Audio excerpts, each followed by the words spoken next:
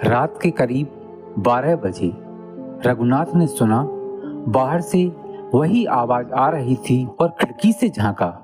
झील के बीच वही नीली नाव थी। अब उसमें 2 साए बैठे थे। साए बिल्कुल वैसे ही दिख रहे थे, एक बूढ़ा और एक लड़का। नाव धीरे धीरे किनारे की तरफ आ रही थी। अंशु जैसे सम्मोहित हो गया। वह बिना कुछ बोले झील की ओर बढ़ने लगा। अंशु ने डरते हुए नाव के पास कदम बढ़ाया। अचानक नाव अपने आप झील के भीतर खिंचने लगी। अंशु पीछे हट, रघुनाथ चिल्लाया, मगर उसका बेटा पहले ही पानी के बहुत पास पहुंच चुका था। सालों पहले कुछ लोग इसमें डूब गए थे और कहा जाता था कि उनकी आत्माएं झील के नीचे रहकर नए लोगों को अपनी ओर खींचती हैं।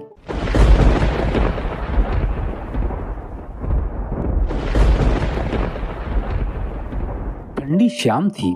झील का पानी नीला और स्थिर लग रहा था। रघुनाथ और उसका बेटा अंशु झील के किनारे खड़े थे। दोनों की आदत थी हर रविवार मछली पकड़ने की। आज भी वही दिन था, मगर रघुनाथ के मन में एक अजीब सी बेचैनी थी। बाबूजी, आज तो पानी बिल्कुल शीशे जैसा लग रहा है, अंशु ने कहा अपने कांटे में चारा लगाते हुए।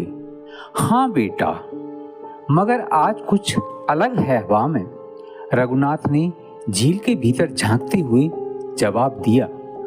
दूर पानी के बीच कुछ चमक रहा था। पहले तो रघुनाथ को लगा कोई लकड़ी का टुकड़ा होगा जो बहकर आया है, लेकिन जब ध्यान से देखा तो साफ दिखा एक नीली नाव थी। नाव धीरे धीरे किनारे की ओर आ रही थी। कोई उसमें नहीं था, न चप्पू, न रस्सी, न किसी की आवाज। रघुनाथ ने नाव पकड़ने के लिए हाथ बढ़ाया। पानी ठंडा था और नाव की लकड़ी गीली व पुरानी। उसके अंदर सिर्फ एक चीज थी, एक पुरानी डायरी।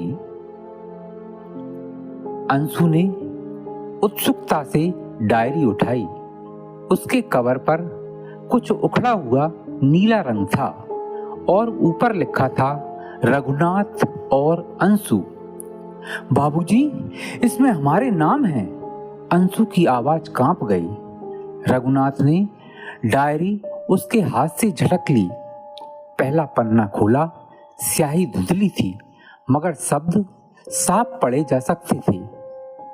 आज रात जब अंधेरा झील पर गिरेगा, रघुनाथ और उसका बेटा अंशु इसी पानी में डूब जाएंगे। रघुनाथ के शरीर में ठंड दौड़ गई। उसने तुरंत डायरी बंद कर दी और झील की ओर देखा। पानी स्थिर था, पर लगता था जैसे कोई भीतर हलचल हो रही है। कोई जीव या कोई और बड़ी ताकत। किसी ने मजाक किया होगा, वह बड़बड़ाया। नाम तो हमारे हैं, मगर ये संयोग भी तो हो सकता है। लेकिन अंशु की नजरें अब नाव से नहीं हट रही थी। बाबूजी, ये नाव बहकर हमारी तरफ आई है, कोई इसे भेज रहा है। सूरज ढल गया। झील का रंग अब गहरा नीला नहीं बल्कि काला पड़ने लगा था। रघुनाथ ने कहा, चलो घर चलते हैं, बहुत देर हो गई है। पर जैसे ही दोनों किनारे से उठे, नाव के तले से थप थप थप की आवाज आई, जैसे कोई अंदर से दीवार ठोक रहा हो। दोनों ने एक दूसरे को देखा। अंशु ने डरते हुए नाव के पास कदम बढ़ाया। अचानक नाव अपने आप झील के भीतर खिंचने लगी। अंशु पीछे हट, रघुनाथ चिल्लाया, मगर उसका बेटा पहले ही पानी के बहुत पास पहुंच चुका था। नाव घूमी जैसे किसी ने रस्सी से खींची हो और ठहरे हुए पानी पर गोल गोल चक्कर काटने लगी। अंशु घबरा गया। बाबूजी, इसमें कोई है।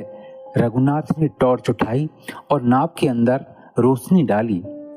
पानी की हल्की परत के नीचे नाव के तल में एक हाथ का निशान बना हुआ था, नीला, ठंडा और चमकता हुआ। घर लौटने से पहले रघुनाथ ने डायरी फिर खोली। इस बार दूसरे पन्ने पर लिखा था, अगर तुम ये पढ़ रहे हो तो देर हो चुकी है। झील अपने नाम याद रखती है। अंशु ने घबराकर पूछा, इसका मतलब क्या है? रघुनाथ चुप रहा। वह जानता था यह कोई सामान्य बात नहीं। वह बचपन से इस झील के पास रहता आया था।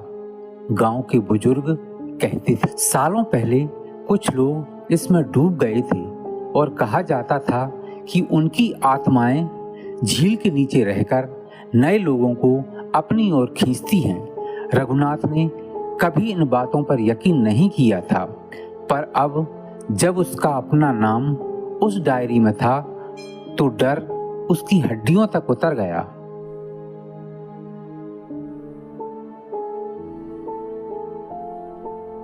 रात के करीब 12 बजे रघुनाथ ने सुना, बाहर से वही आवाज आ रही थी, थप थप थप।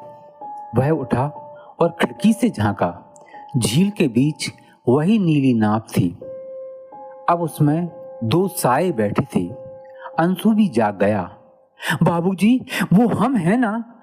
रघुनाथ ने जवाब नहीं दिया, पर उसका गला सूख गया था। साए बिल्कुल वैसे ही दिख रहे थे, एक बूढ़ा और एक लड़का। और नाव धीरे धीरे किनारे की तरफ आ रही थी। अंशु जैसे सम्मोहित हो गया। वह बिना कुछ बोले झील की ओर बढ़ने लगा। रघुनाथ ने उसे रोकने की कोशिश की, मगर लड़के के चेहरे पर एक अजीब सी शांति थी। बाबूजी, वो हमें बुला रहे हैं, अंशु ने कहा। देखिए, वो मुस्कुरा रहे हैं। रघुनाथ ने देखा, नाव के अंदर बैठे दोनों साए अब खड़े हो गए और उनके चेहरे पर वही रूप था, एक बूढ़ा और एक लड़का। रघुनाथ और अंशु के ही चेहरे। रघुनाथ ने कांपते हुए डायरी खोली। आखिरी पन्ने पर लिखा था, झील में जो उतरता है उसका प्रतिबिंब कभी बाहर नहीं आता। आज रात रघुनाथ और अंशु अपने ही प्रतिबिंब में समा जाएंगे। अगले ही क्षण अंशु झील में उतर गया।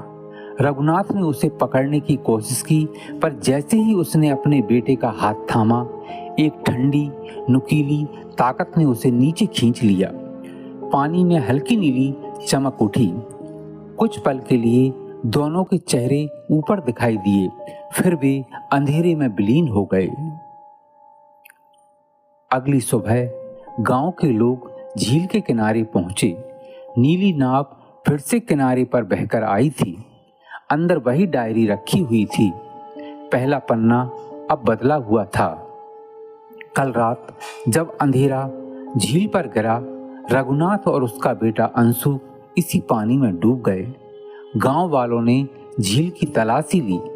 न नाव पलटी, न कोई शव मिला। सिर्फ झील का पानी था, जो अब गहरा गीला नहीं, काला दिख रहा था। इस तरह 3 दिन बीत गए। रघुनाथ का घर खाली पड़ा था। गांव के बच्चे कहते थे, रात को झील के किनारे से किसी के बोलने की आवाज आती है।